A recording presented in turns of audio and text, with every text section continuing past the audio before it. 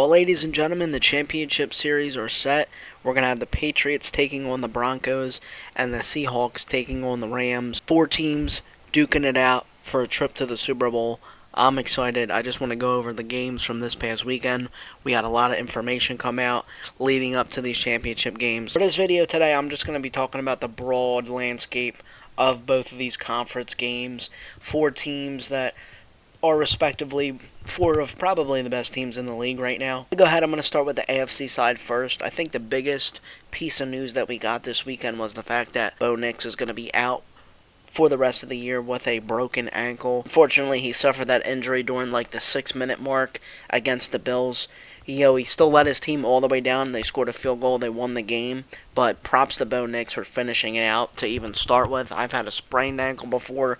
It's extremely painful. I can't even imagine how a fractured ankle felt on a football field when you have 300-pound men chasing after you. And, of course, on the other side of the ball, we have the New England Patriots. They pretty much walked over the Texans, unfortunately. C.J. Stroud had 4 picks.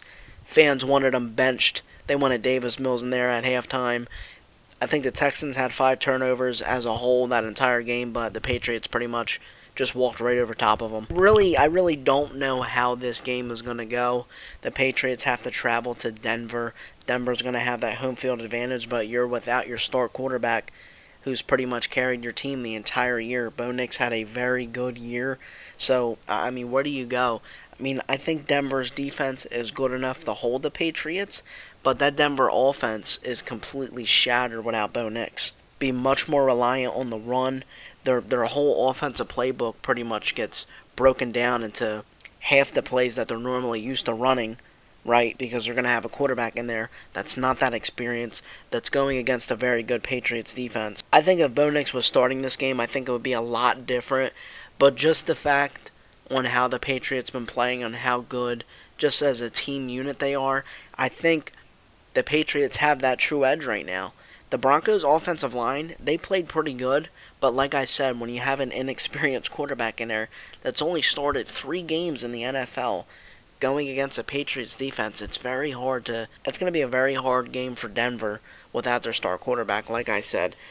Let me know what you guys think. That's who I think. I think the Patriots have it just because of the unfortunate injury to Bo Nix. I know I could be a little bit biased here. I'm an Eagles fan. You can laugh at me all you want. Niners kicked our ass, all this. I'm excited as hell for this NFC Championship game. I'll tell you that right now. We are going to get that heavyweight defensive battle. I love games like this. A lot of people say that they're boring. I love defensive games.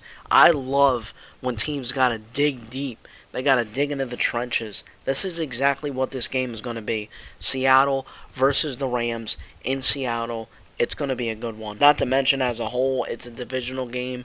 You're going to have that rivalry. You're going to have that fire. The guys are going to be juiced up. It's going to be a great game to watch. And I'll tell you what, the two biggest things it's going to come down to: time of possession and the biggest coaching decisions.